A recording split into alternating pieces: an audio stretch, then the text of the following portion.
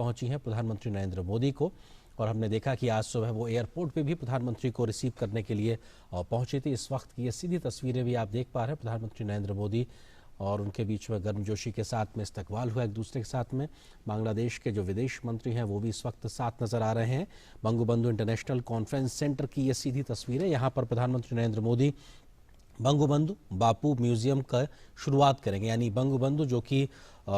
मुजीबुर रहमान साहब हैं, और उसके अलावा बापू महात्मा गांधी, यानी दोनों की जो साझा विरासत या कहा जाए उनकी जो यादें हैं सजोकर एक जगह पे रखी गई हैं। ऐसे एक म्यूजियम की शुरुआत होने जा रही है, बेहद महत्वपूर्ण अपने आप में भारत और बांग्लादेश के लिए, क्योंकि जो मान सम्मान और प्रतिष्ठा महात्मा गांधी की हिंदुस्तान में है, उसी प्रकार की मान सम्मान प्रतिष्ठा बंगबंधु की बांग्लादेश में है। ऐसे में दोनों ही देशों के ऐसे महान शख्सियत जिनका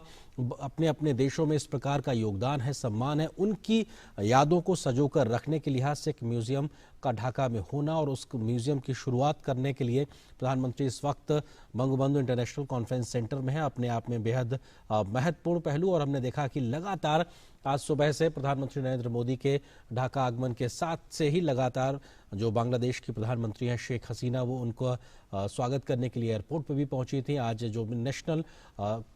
डे सेलिब्रेशन का कार्यक्रम हुआ उसमें भी वो लगातार मौजूद थी, और अभी भी इस वक्त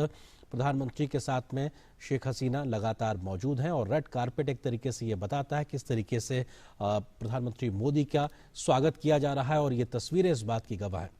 और वहाँ पे जो म्यूजियम में जो चीज़ें सजो के रखी गई हैं उसके बारे में प्रधानमंत्री जानकारी हासिल करते हुए कि आखिर किस तरह से, क्योंकि तस्वीरों में साफ तौर पर एक तरफ महात्मा गांधी दिखाई पड़ रहे हैं तो दूसरी तरफ शेख मुजीबुर रहमान है, और मुजीबुर रहमान के साथ में शेख हसीना जी की फ़ोटो है, तो बापू के साथ में प्रधानमंत्री नरेंद्र मोदी की फ़ोटो। ये अपने आप में मौजूदा नेतृत्व को दिखाता है और उन नेतृत्व को दिखाता है जिन्होंने इन दोनों देशों की निर्माण में इस प्रकार के भारत की आज़ादी की बात की जाए, उसमें बापू के रोल की बात की जाए, या फिर बंगबंधु का जो एक योगदान था बांग्लादेश के निर्माण में, वो कहीं ना कहीं साफ तौर पे इस तस्वीर में झलकता है। और ये भारत और बांग्लादेश की आपसी मैत्री की भी साझा तस्वीर, साझा विरासत, ये अपने आप में तस्वीरें बहुत कुछ बोलती हैं। इस छत के नीचे ये सहेज के रखा गया है। हिंदुस्तान की तस्वीरों के लिहाज से अगर बात की जाए तो महात्मा गांधी का योगदान दुनिया जानती है। सत्य अहिंसा के माध्यम से किस तरह से एक रक्तहीन क्रांति, जैसी क्रांति जिसमें शांति के साथ वो आगे गए, किसी अस्त्र के साथ आगे नहीं गए,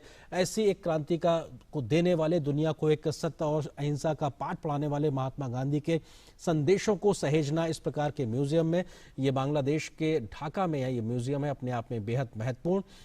और ये शेयर्ड विजन एक शब्द लिखा हुआ था, यानी कि साझा जो मूल्य हैं, जो विजन है, उसको कहीं ना कहीं साफ तौर पे दिखाता है। और ये तस्वीरें भी अपने आप में बहुत कुछ बयां करेंगी, क्योंकि ये एक भारत बांग्लादेश की दोस्ती के लिहाज से बहुत महत्वपूर्ण शेख मुजीबुर रहमान, महात्मा गांधी की तस्वीर, प्रधानमंत्री नरेंद्र मोदी और शेख हसीना बांग्लादेश की प्रधानमंत्री, ये चार लोग, एक तरीके से दो लोग तस्वीरों में, दो लोग मौजूद हैं। ये तस्वीर भी बहुत कुछ बयां करती है। और ये जो व्यक्ति आपके स्क्रीन में एक और दिखाई पड़ रही है, ये शेख हसीना जी की बहन है। और जब प्रधानमंत्री ने आज गांधी शांति पुरस्कार बंगबंधु को, जो कि 2020 के लिए मिला है, जब उनको दिया था, तो शेख हसीना जी ने और उनकी बहन, उन दोनों ही लोगों ने इस पुरस्कार को रिसीव किया था। ये अपने आप में एक बड़ा मौका कि आखिर किस तरह से जो शांति का एक दूत के तौर पे महात्मा गांधी के प्रयास रहे हैं, उसका मान सम्मान प्रतिष्ठा के आधार पर गांधी शांति पुरस्कार के लिए साल 2020 के लिए बंगबंधु को चुना गया और शेख मुजीबुर रहमान को यह पुरस्कार आज दिया गया।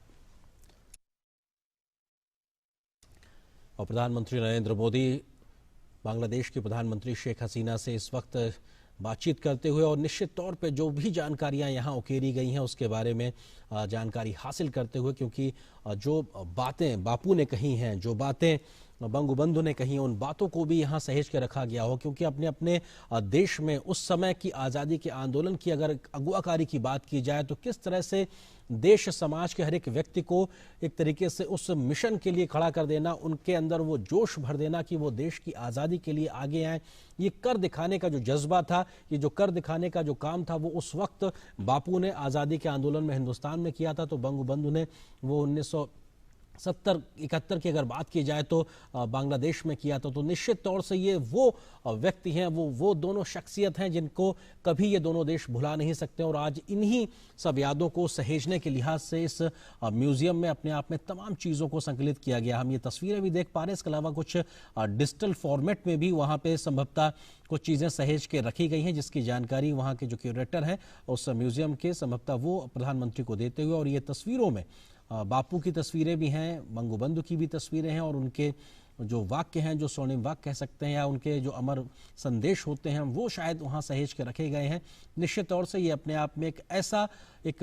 जगह होगी, एक ऐसा स्थल होगा यहाँ जो कोई भी आएगा वो साफ तौर पे समझ पाएगा कि हाँ, भारत और बांग्लादेश की जो दोस्ती है वो कितनी गहरी है, और उनके जो साझा मूल्य हैं, उनकी जो साझा विरासत है, जिस आधार पे दोनों ने अपने अपने देशों में जिस प्रकार से एक पूरी यात्रा को जिया है, जी कर दिखाया है, लोगों को आगे बढ़ाने का प्रयास किया है, उन सब में महात्मा गांधी का भारत में क्या योगदान है, इसके अलावा बंगबंधु का बांग्लादेश में क्या योगदान है, इन तमाम चीज़ों को सहेजा गया है।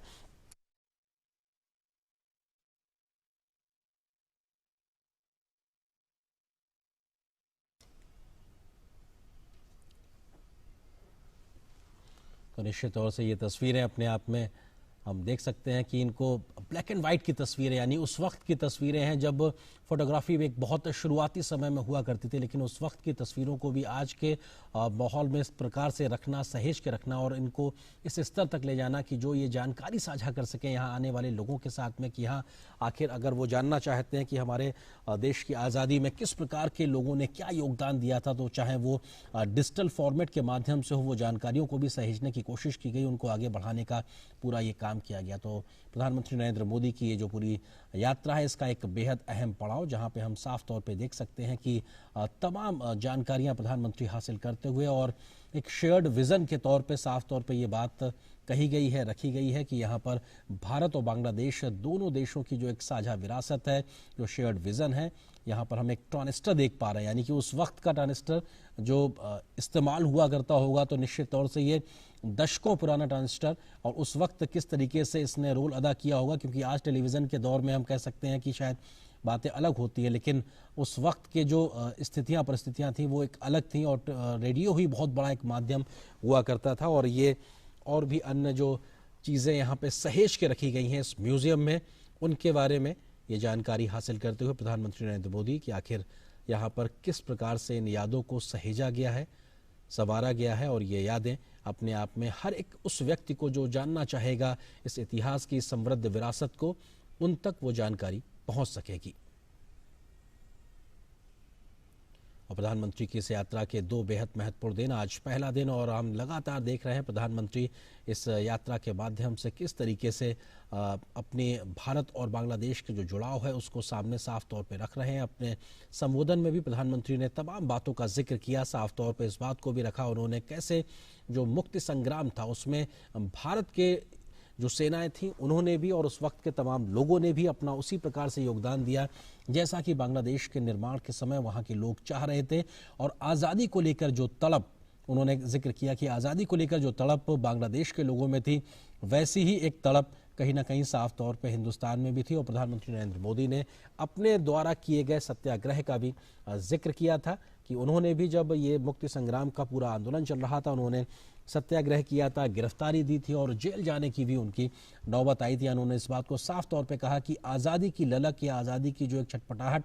बांग्लादेश की तरफ थी वो हिंदुस्तान में भी थी, और वहाँ पे वो दोनों ही लोग अपने आप में लगातार जुड़े रहे। और शायद यही वजह है कि बांग्लादेश के निर्माण से लेकर आज तक 50 साल के सफ़र में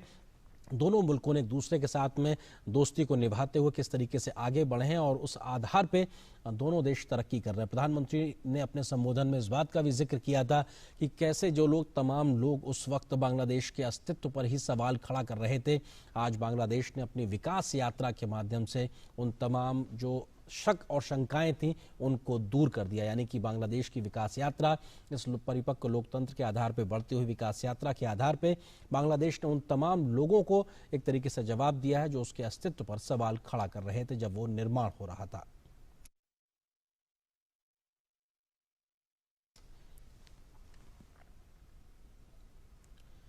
और कई ऐसी तस्वीरें जिसमें हम साफ तौर पर देख सकते हैं शेख मुजीबुर रहमान, जिन उनकी उस वक्त की तस्वीरें जहां पे वो तमाम समाज के लोगों के साथ मौजूद हैं, परिवार के सदस्यों के साथ मौजूद हैं। उन तस्वीरों को यहाँ पर बहुत बारीकी से सहेज के रखा गया है और शायद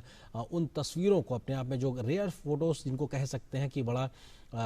तरीके से कम उपलब्ध है, ऐसी तमाम फोटो को भी यहाँ सहेजा गया। और महत्वपूर्ण चीज़ ये है कि महात्मा गांधी को भी यहाँ पर उसी करीने से सलीके से सहेजा गया है जिस तरीके से बंगबंधु की यादों को सजोया गया है। और ये एक तरीके से इंटरेक्टिव वॉल है। ये वॉल जहाँ पे डिजिटल फॉर्मेट में आप वहाँ पे जानकारी हासिल कर सकते हैं। कैसे जानकारी हासिल कर सकते हैं इसकी बात की जानकारी वहाँ के जो जिम्मेदार लोग हैं वो इस बात की जानकारी प्रधानमंत्री मोदी को देते हुए, और प्रधानमंत्री का एक तरीका होता है, वो जहाँ कहीं भी जाते हैं निश्चित तौर से वो बहुत सहजता के साथ में जानने के लिए उत्सुक नजर आते हैं। और ये एक उनकी जो व्यक्तित्व का पहलू है वो यहाँ पर भी दिखाई पड़ रहा है। और वो तमाम चीज़ों के बारे में विस्तार से जानकारी हासिल करते हुए कि आखिर किस तरीके से, चाहे वो एक परंपरागत चीज़ें हों या फिर डिजिटल फॉर्मेट की नई तकनीक हो, आखिर कैसे उसके माध्यम से इन यादों को सहेजा गया है।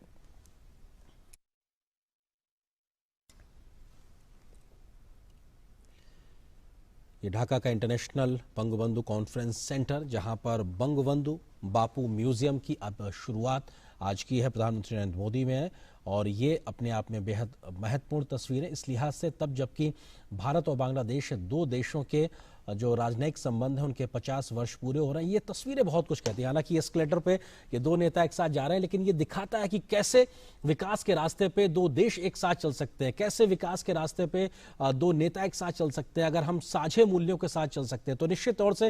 एक प्रतीकात्मक तस्वीरों के तौर पर देखा जाए तो ये तस्वीर बहुत कुछ बयां करती है कि हम साथ साथ कैसे कदम ताल करते हुए आगे बढ़ सकते हैं। और अगर हम आगे बढ़ते हैं तो पूरा मुल्क एक साथ आगे बढ़ सकता है, क्योंकि ये जो तमाम डेलीगेशन उनके साथ में वो भी साथ उनके सफर कर रहा है। तो ये Subscribe to our channel by clicking the subscribe button. Click the bell button and enjoy the latest uploads from our channel.